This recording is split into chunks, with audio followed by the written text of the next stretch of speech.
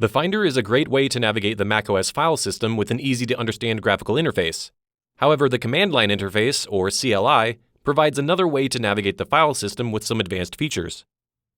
My name is Jeremy, and I'll guide you through the macOS file system with the Terminal app.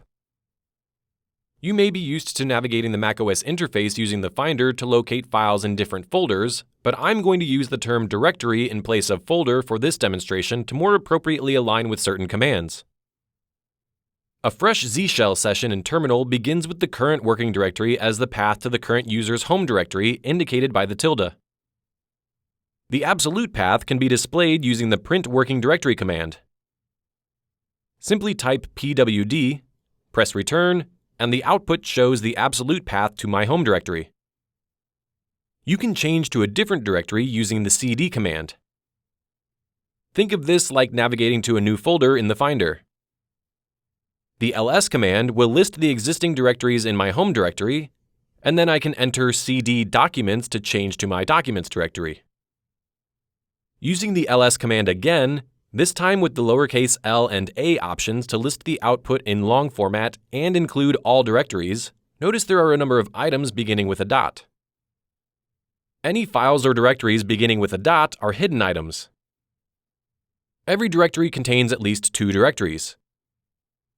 A single dot indicates the current directory, which is Documents, and two dots represent the parent directory, in this case, my home directory.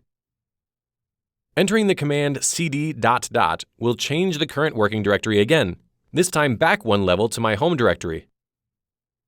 Notice the tilde character appears again. These examples of the cd command are using relative paths, or short paths related to the current working directory.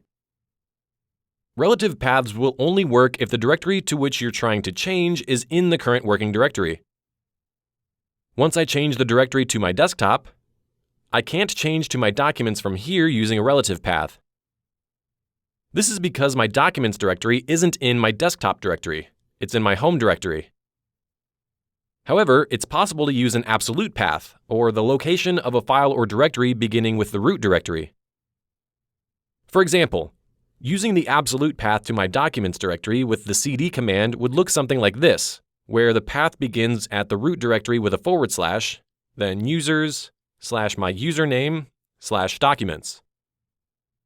By typing the absolute path, you can quickly get to any directory in the file system, provided you have permission to view its contents. But what if I wanted to create a new directory? This can be achieved with the mkdir command to make directories. I'm going to change the directory to my desktop so we can see the effects of the mkdir command in real time. Since a tilde represents my home directory, I can shorten the path by typing cd /desktop. Now with my desktop as the working directory, I can type mkdir jamf and a new folder appears on my desktop as the Jamf directory. Next, let's take a look at the touch command. This changes the date and time a file was last modified. Or if the file doesn't exist, a new one is created. Typing touch test.txt and pressing return creates an empty text file named test. Double-clicking the file that appears on my desktop opens it with TextEdit. If a file needs to be renamed or moved, this can be accomplished with the mv command. Let's start by renaming the test file that was just created. Begin with the mv command, then the file to be renamed, followed by what its new name should be. For example, mv test.txt 100.txt will change the name from test to 100. Another use case for mv is to move files. Entering the command mv 100.txt jamf moves the 100 text file into the Jamf directory. Checking the Jamf folder on my desktop confirms the move. It's also possible to move and rename files at the same time. I'm going to quickly create another 100 text document on my desktop with the touch command. Begin with the mv command like we did before, but this time add /200.txt. Now the 100 file gets moved to the Jamf directory and renamed to 200. In addition to moving files, the command line can be used to copy files to new locations, leaving the original. This involves the cp command. Begin with cp, then the source file to be copied, followed by its destination.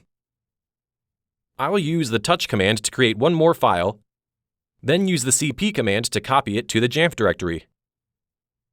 Lastly, for this video, we are going to look at deleting files and directories using the rm command. If I want to delete the 300 text file in the Jamf directory, the command would be rm jamf/300.txt. Unlike using the Finder, the rm command doesn't place files into the trash. Instead, files are completely deleted and there is no undo command. Trying to use the rm command to delete the Jamf directory results in an error stating Jamf is a directory.